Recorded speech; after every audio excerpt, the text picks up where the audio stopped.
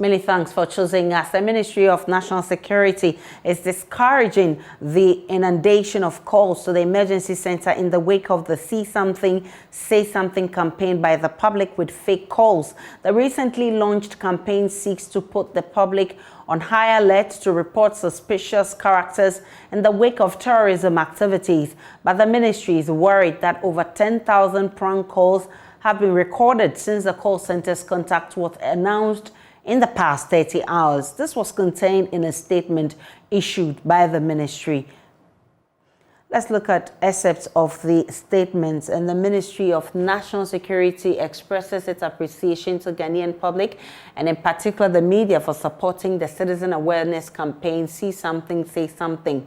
Now, preliminary checks at the emergency call center indicate that in the first 30 hours following the launch of the campaign, over 10,000 calls have been made to the center, of which majority have been prank calls and calls to verify the operationality of the call line, a development that has culminated in long call queues and delayed response to calls made to the center. While the ministry assures the public of the activeness of the call center and encourages same to report all suspicious persons and behavior, we beseech all and sundry to desist from making prank calls to the center, as doing so undermines the ability of law enforcement agencies to effectively respond to the actual crisis. The Ministry of National Security assures the general public of its continued collaboration with all relevant agencies and stakeholders to safeguard the peace and security of our dear country, Ghana. And it's hashtag Say Something, See Something, Say Something.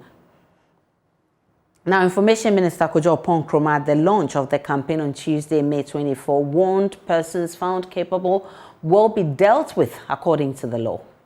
In this country, that deal with the publication of false news with the intent of causing panic and fear. Those laws are still on our statute books, and especially at this time, when we're trying to get credible information out, we will not hesitate to use those laws if persons are found culpable of deliberately misinforming the public with the objective of causing panic and fear. We need to get that out of the window so that people can hear and see what the facts are, particularly on the subject of terrorism and how they can respond and participate in this anti-terrorism program.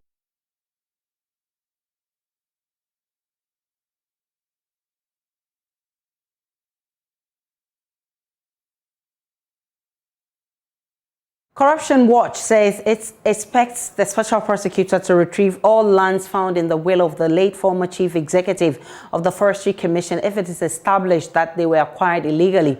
The group, which operates under the auspices of the Center for Democratic Development, CDD, has petitioned the special prosecutor.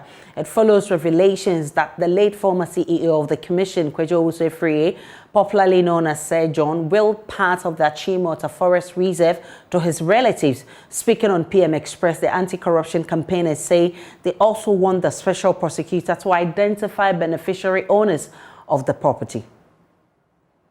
Principal thing is to get everything be transparent. We need transparency. We need accountability. It may come up that nothing bad happened, and that's good. That is welcome. But we may also find out that people were culpable in this kind in this thing that happened. And if it happens so, then those people must be prosecuted if they are alive. We need reforms around this issue, and especially in relation to assets declaration. We don't know the full facts yet, so we wait for the special prosecutor to do the investigations and come up clear with their findings. But if we find some lacunas in how we are implementing some of these reforms or some of these laws, then definitely there must be a chance for us to go back to the drawing table and then see how we can best implement these reforms to ensure that the law bites.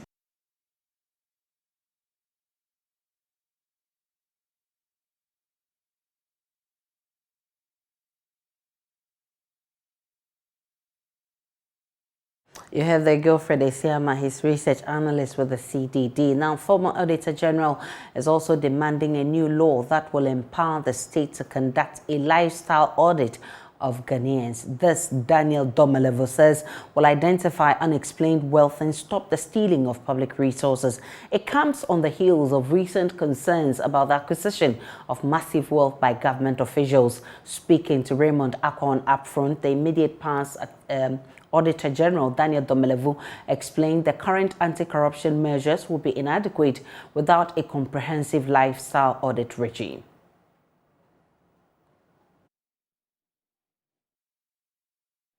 Let's allow him some time and see how it goes, because I think he has what it to do the job, but fighting corruption is also not easy.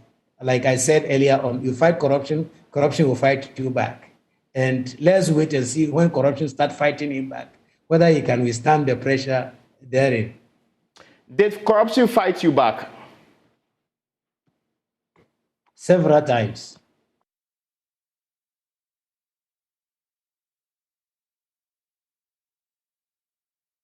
There's more on this in our subsequent bulletins. Now, Joy News investigations have revealed how millions of tons of soya beans and other grain products are exported to Togo, Nigeria, and Benin through Chiriponi in the northeast region.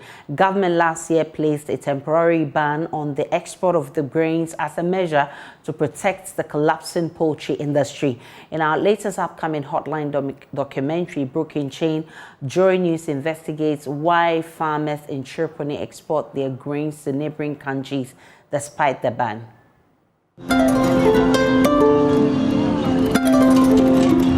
Meet Imoro Mustafa. He is the chairman of the cargo truck drivers here in Chiriponi. He corroborates Imoro's claim of immigration and customs officials demanding bribes from farmers transporting their grains to neighboring countries. We and the borders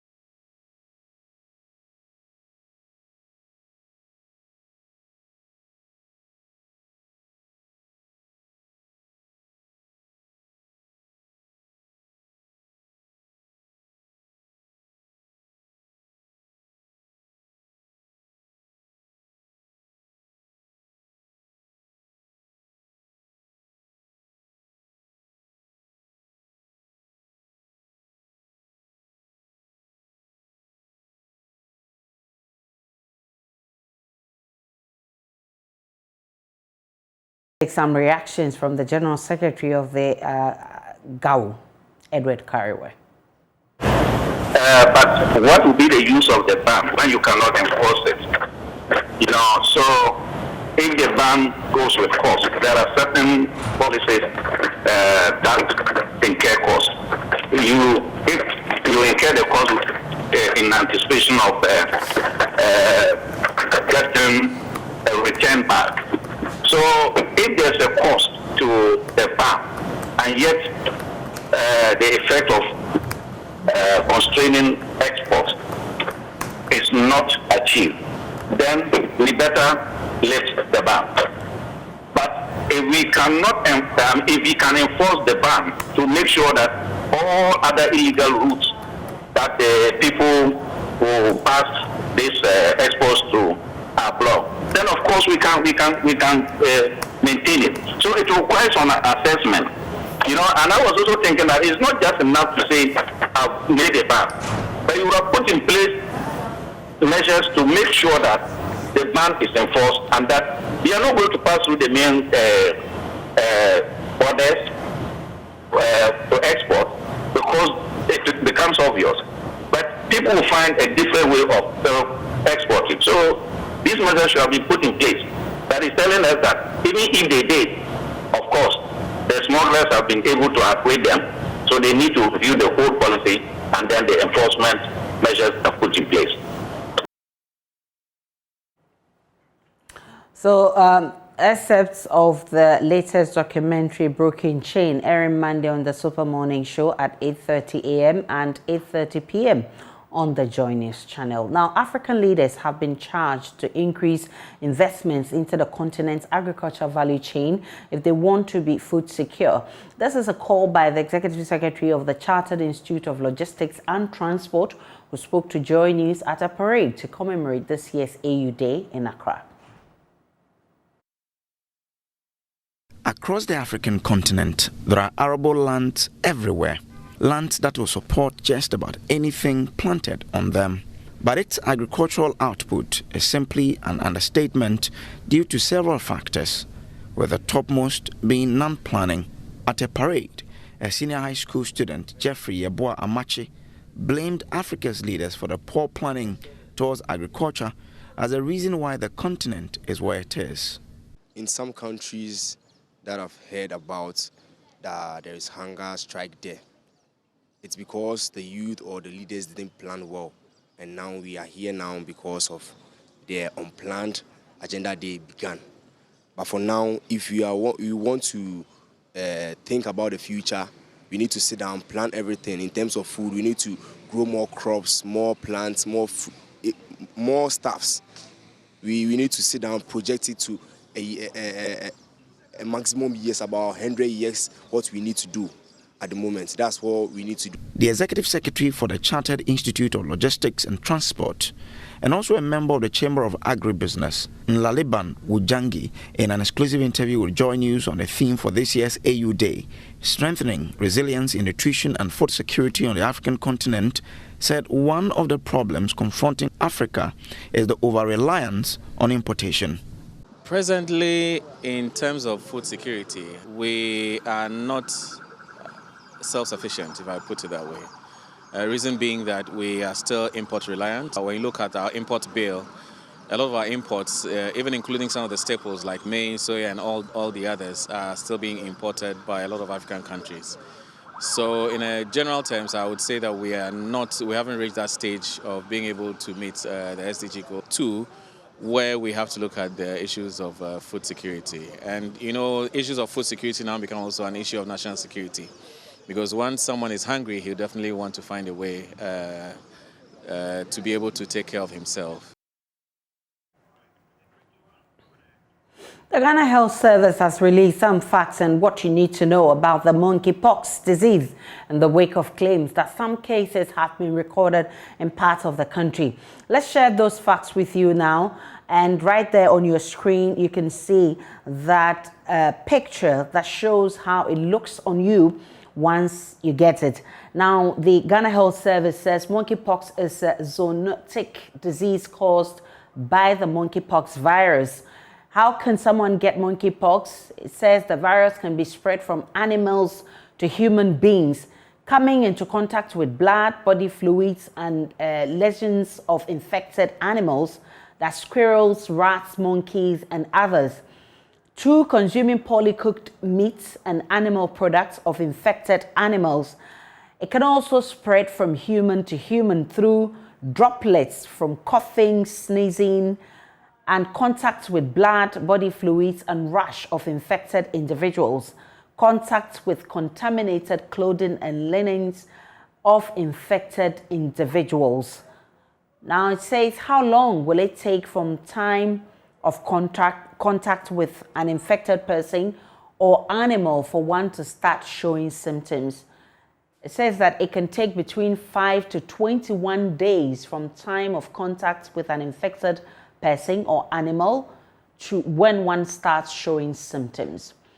Let's look at the symptoms of the monkeypox disease. Typical symptoms, according to the Ghana Health Service, include fever, that's increased body temperature, headache, body ache, weakness, and swelling of lymph nodes. Now, the fever is followed by the development of skin rash within 1 to 3 days on the entire body, but it's more concentrated on the face and limbs. What are the characteristics of the rash? It varies from a few to thousands.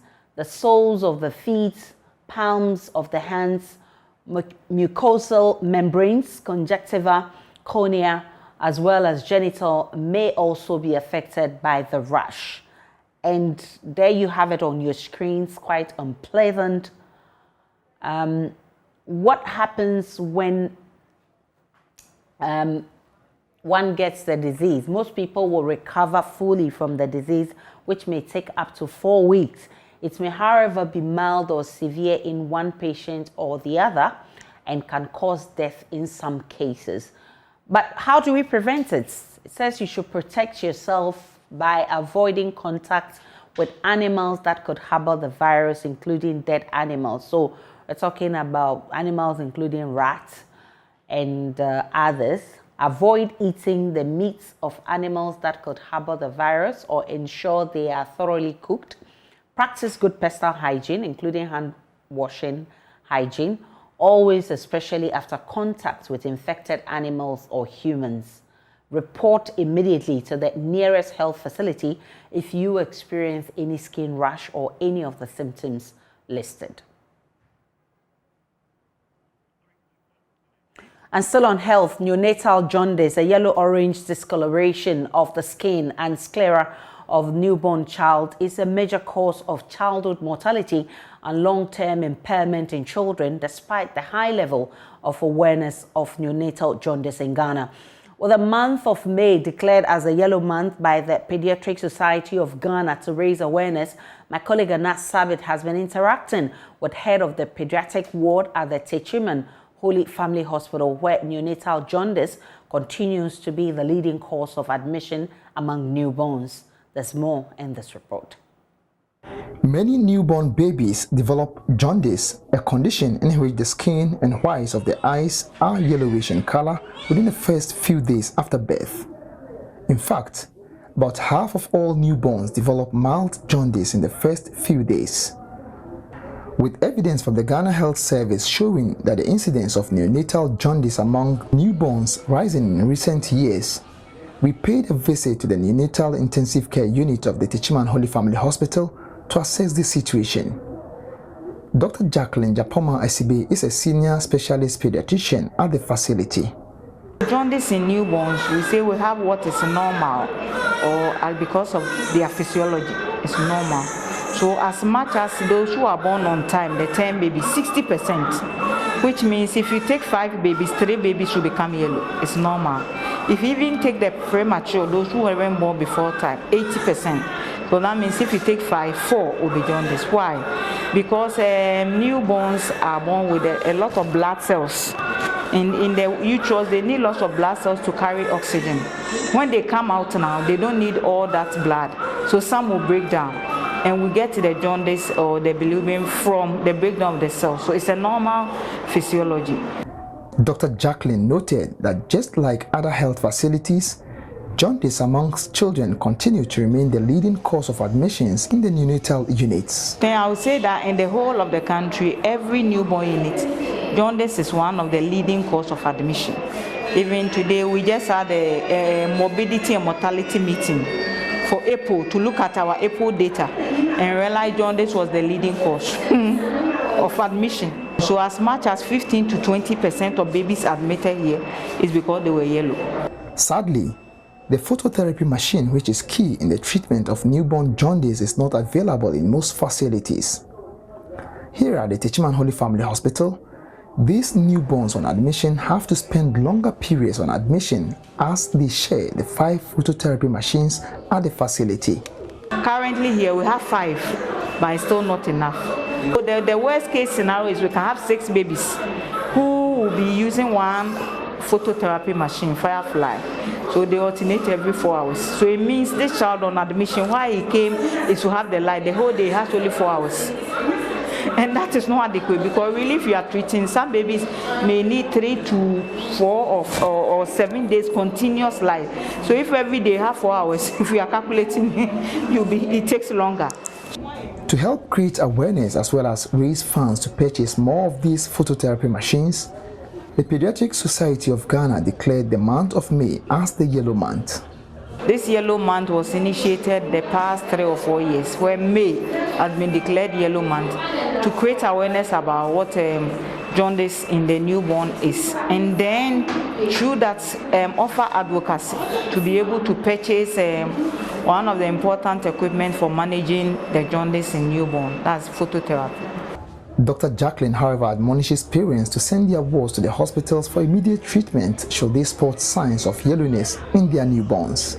As I said, between the two, the one that is problematic, the one that is not problematic, with your naked eye you can't see. That's why it has to come for us to assess. Is it the normal or is it the abnormal? Then we treat. So all these are some of the reasons why this yellow month has been put in place to educate and bring people on board. And I would say it's really yielded results. Anna Sabit, Joy News, Teachman. A computer scientist at the Ghana Technology University, Professor Kester Chris, wants internet users to be mindful when sharing experiences of places they've recently visited. Google and other social media apps usually ask users to share these experiences to help track their movements and generate memorable moments. On Thursday, Love FM's Kwesi Deborah speaks with Professor Afeti. According to Professor Quest Afichi, sharing pictures or videos on social media, especially WhatsApp, should not be in the form of a document in order to protect one's information. Information to be obtained by people, they send it as a normal image. So you just send the image via WhatsApp, you don't send it as a document. But when you send it as a document, it maintains all those meta information and it maintains the exact original file that you've picked from your machine. So and also for Facebook, also the same thing. You can post a picture on Facebook and Facebook automatically processes the picture before making it visible for people. So anybody who download your Facebook image will not get the original, the actual original document. Still on technology, a study contained in the journal Helion has found that all the Ghana-made ginger powder failed labeling standards. Only one of the 3 Ghana-made products was registered with the FDA. Scientists at the Kwame Nkrumah University of Science and Technology want the Food and Drugs Authority to intensify surveillance on ginger powder sold on the market. Sometimes I mean, I could have been my main control because on says sometimes you begin to say, oh no, the mommy used to do that. Say sometimes, Sepia, Minya Koda, it means to do that. Zingaba officinale, all ginger, has been used extensively in traditional medicine for the treatment of conditions like nausea and cough. Recently, scientists discovered a certain substance in ginger known as gingerol, a powerful antioxidant. So for those of you who want to prevent illnesses, perhaps ginger comes in handy. Ginger is indispensable in our homes, especially in cuisine. Its usage increased during the height of the COVID-19 pandemic as many perceive it to possess anti-COVID-19 activity, especially in reducing lung inflammation. Ginger is a known anti-inflammatory agent. And so traditionally, a lot of people were drinking ginger teas. Some were using it fresh, but for convenience. I mean, people went on the powdered product. So there was, demand for the product. And so as a curious scientist, I decided that with these powders on the market, ginger powders on the market, let's see if they have some excellent quality attributes. And more importantly, we wanted to know if it is the correct species they are packaging. You know, ginger has another species that is grown as an ornamental, and what we call flowers, ginger flowers, and doesn't have the pungency and quality attributes of the original ginger. So we wanted to look at quality. Again, we wanted to look at the source of the ginger they are using. This study sought to find out the quality of powdered ginger products on the Ghanaian market. The samples were taken from 3 major markets in Ghana, and this consisted of 3 local and 4 foreign ginger powders. Fortunately, I think it is good news for all of us. We didn't find any toxic metals in there. The levels were all within permissible levels. Again, with the microbial load, pathogenic microorganisms, which according to standards should not be in there, were not there. However, the total aerobic count, which indicates some level of contamination, but not with pathogenic microbes, were in there. For about 7 products that we analyzed, 5 of them had levels of aerobic count that was higher than the recommended values. And all 3 Ghanaian products that were in there had higher levels than the recommended values. So these are some of the main findings. The next one is the fact that our Ghanaian products or local products, only 1 was registered with the FDA with evidence of the FDA number embossed on the label. 1 was completely without a label, and both 2 products did not even have manufacturer's information. Reporting for Joy News, Kwesi Deborah. The Ministry of Health says it intends to add a core mixture to the essential drug list at the various health centers across the country. This was revealed by the Deputy Health Minister, Mahama Saini, at the relaunch of the core mixture in Accra. Mausi Numo has more in this report, read to you.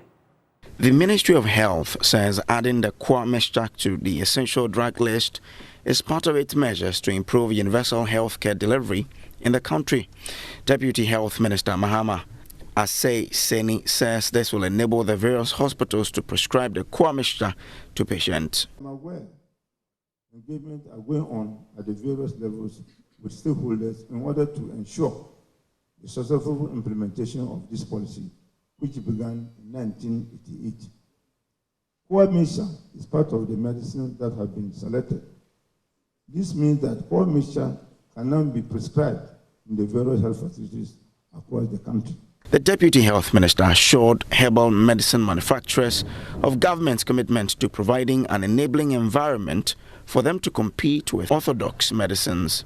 This forms part of measures to ensure the well-being of all persons in order to achieve Sustainable Development Goal 3 by 2030. The government is committed to creating an enabling environment to plant medicine can compete powerfully with orthodox medicine, are thereby contributing to government's vision of universal health coverage and a healthy population, which makes it possible and eventually to achieve Sustainable Development Goals 3 by 2030. That is achieving health for all at all ages.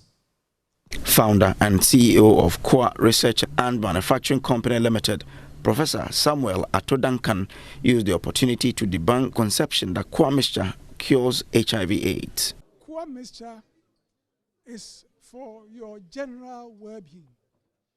That is what the Food and Drugs Authority has registered the product for. It is for your general well-being. And for general well-being, it means anybody who has any condition can take the core mixture. It is not cure for HIV. That's what I want to make it clear. It is not cure for HIV. It is a medicine for the general well-being. It has 161 organic compounds, so it supports the immune system to fight a variety of diseases. So it is not cure for HIV, as being speculated. He cautioned the general public to be vigilant about fake products on the market. Mausi Numo's report, read to you.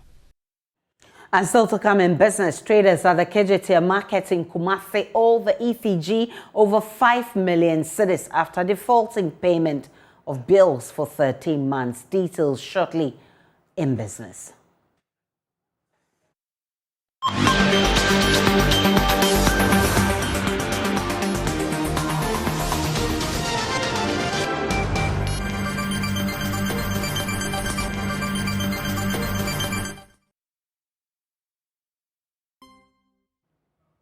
Hello and welcome. Let's do business now with me, Beverly Broom. Traders at the KJT market in Kumasi owe the Electricity Company of Ghana over 5 million cedis after defaulting payment of bills for 13 months. The traders say sharing of the bills has become problematic due to the absence of the separate meters for their stalls. Chairman for the Federation of Kumasi Traders, Nana Akwesi Prempeh, says they have had to count electrical appliances of over 7,000 shops monthly before sharing bills. Love FM's Mona Lisa Frimpong has more in the following report. The battle for separate meters at the Kejetia market started 2 years ago, but traders are yet to see an end to this.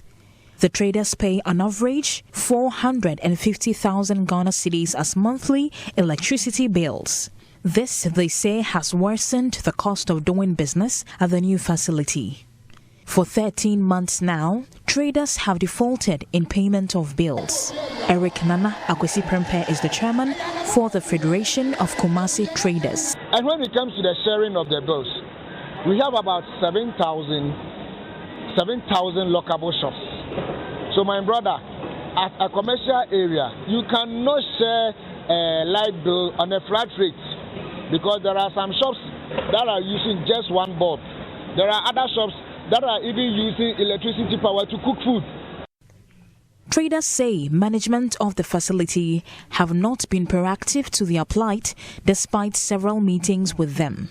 Nana Akwesi Prempeh says the ECG and the Public Utilities Regulatory Authority have all agreed on the installation of separate meters, but they cannot understand the delay in implementation. For almost 2 years now, we've written to the management, we've written to the board, we've held several meetings with the management. All that they tell us that they need clearance from the board. Meanwhile, from the traders' angle, we've seek advice from the Electricity Company of Ghana. They've advised us that indeed it will be reasonable for each shop owner to get his or her separate meter. We've seek advice from the PURC. The traders say they have mounted a series of actions against management of the facility if after a month nothing is done about their challenges. We've given ourselves 1 month, and after 1 month, we have decided that we will advise ourselves. We have planned a series of activities that we've decided to embark on. Some may be petitions to some strategic agencies, even to the Jubilee House, to Mensah Palace. But when it comes to paying the bills, we the traders know nobody is going to pay the outstanding bills for us. We are prepared to pay at a time when our individual meters are ready. Meanwhile, management of the Kumasi City Markets Limited say they are in talks with metering companies for the installation. Awuku Malik's report read to you. The Chief Executive Officer of Alliance Live Ghana, Gideon Atarere, is optimistic his outfit will become a market leader in the life insurance, if not now, soon. According to him, the achievement of his outfit has chalked the achievement of his outfit has chalked him.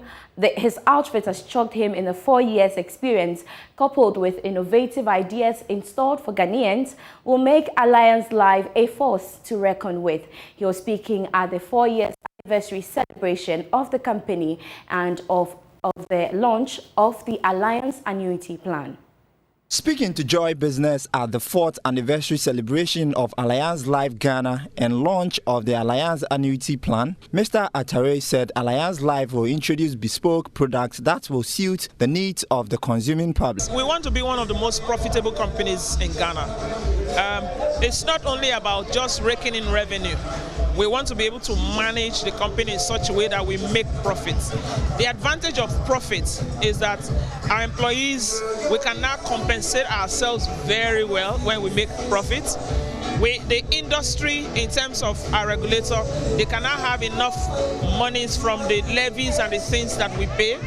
But ultimately, the customer will benefit because we now have some leverage, we now have enough monies to be able to give them so much more in terms of value. He added that the implementation of the electronic transaction levy will not affect much of the digital mode of payment or contributions by its clients. Usually when there's something new, there's panic, there's fear, there's misunderstanding, there's lack of trust.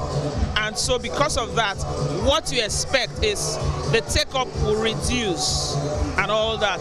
But we believe that after some time, when people now understand what it is, when people can now calculate the taxes they are paying, when they now have mastery over their transactions, we believe that somehow we would see a rising trajectory once again, because mobile money has come to stay.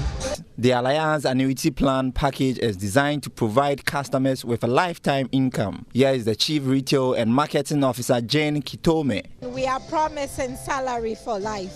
We have identified a gap in the market, which is the fact that when people go on pension and they collect their lump sum, some start businesses, some try to start their building, and that is the time that people rather need money, because they'll still have needs with, for instance, food, health, and all there is.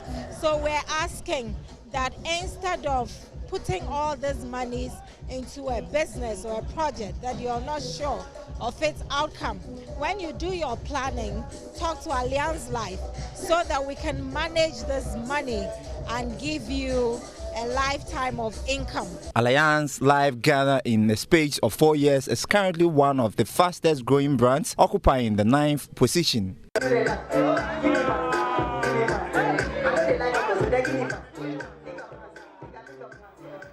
That's all for business now, but we have more business stories when you log on to myjoyonline.com.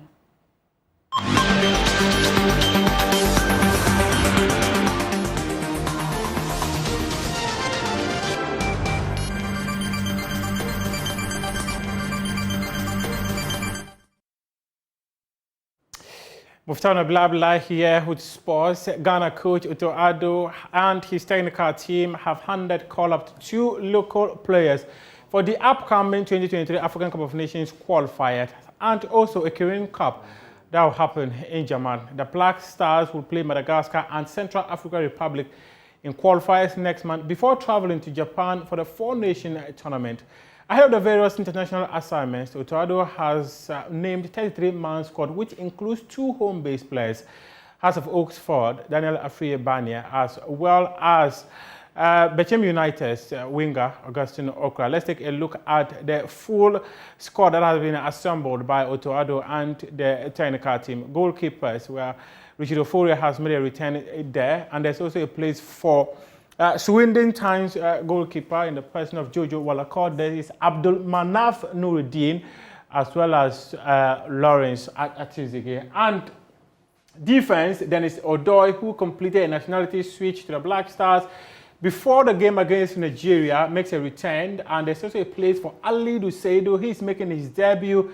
He plays for Clermont. And there's Gideon Mensah. Abdul Bahar Rahman also makes a return to the senior national team after missing out in the last round of the World Cup qualifiers against Nigeria. Abdul Mumin, seeing that Daniel Amathe, Joseph Edu, as well as Jonathan Mensah also makes a return. The notable absentee in the defense is Alexander Jiku.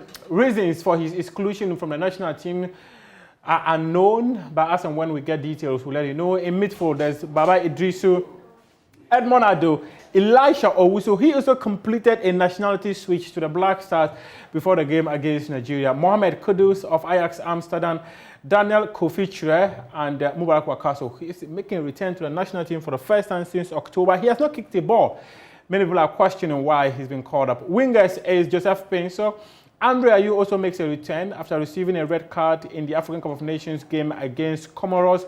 Augustine Okra of Bechem United makes his debut. There's Osman Bukari, Abdul Fattah Isahagu, Kamaldeen Suleiman is also returning.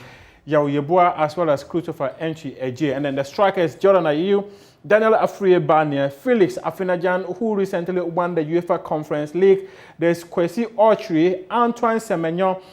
He's getting his second call-up. He was called up for the game against Nigeria, but unfortunately he got injured and could not join the team. Benjamin Tete also makes a return to the national team after receiving a red card in the game against Comoros during the African Cup of Nations. And there's Braden Menu.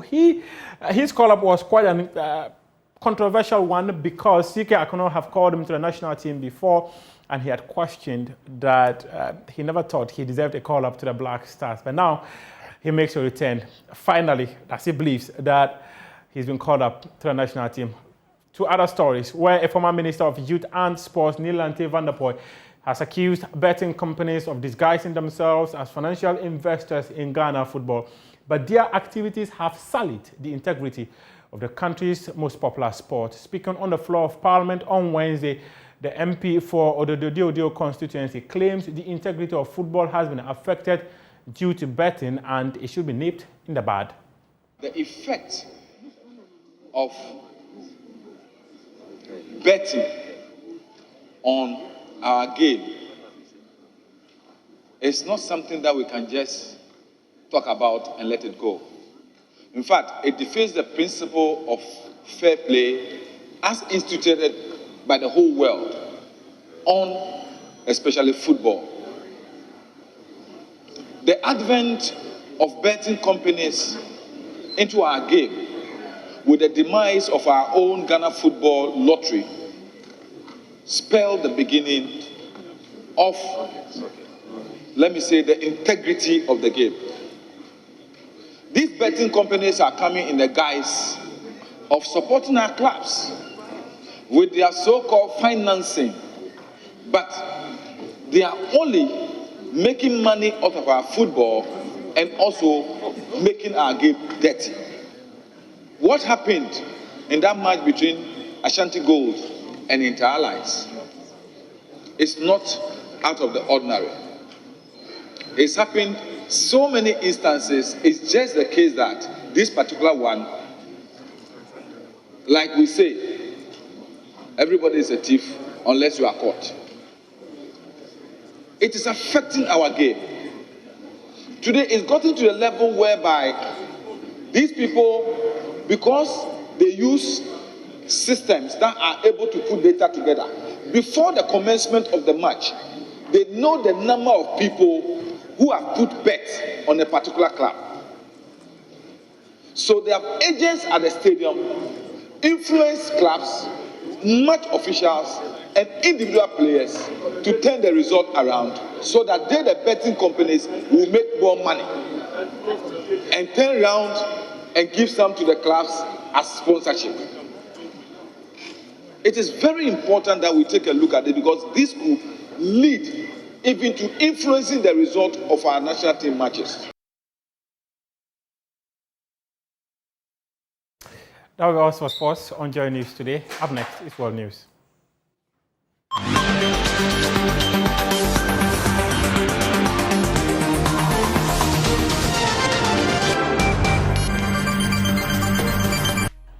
And now time for some showbiz updates here on the news. And my name is KMJ. British Ghanaian entrepreneur, actress, and TV presenter Denta has been talking about a range of issues in the creative arts industry over the past few days. Amongst the things she's spoken about includes her favorite musicians now. Definitely Kweku, because Kweku's just giving me vibes. Like, he's just giving me that vibes. Kweku from Bond the Traveler. Yeah, I'm loving Kweku right now. Yeah. And definitely Stone. Like, Stone he's a great performer. I mean, what he did at Memphis with Sark, they just killed it. Like, his new song, like, they didn't know it. Yeah. It's never been played anywhere. Therapy. They left there singing Therapy. Nice. You know, so Stone, he's a great performer. I love Stone, and definitely Sark as well. We know that Sark is a legend. Yeah. He's been doing it for time, and he still stands tall. Yeah. I love my King Promise. KP. I do love my King Promise. I think King Promise is a great artist. He has to be a female somewhere. But must there be? There needs to be. Okay. Yeah.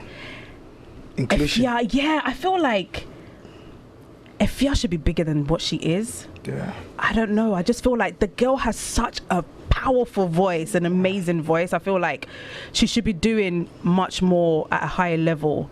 So definitely Efia as well is on my list. But I also like Wendy Shay. I think Wendy Shay's doing her bit. You know, I think that she's got some hit songs. Her songs are hits, whether you like it or not. You end up singing some of her songs. I think that she's a great performer as well, and I think, you know, with the right PR strategy for her, I think that she could go really, really far. And that's Denta over there. Award-winning rapper Edem has relished his ability to be able to use his mother tongue to make a huge impact in the music industry. In the interview, the rapper also spoke about his character and what that means to him.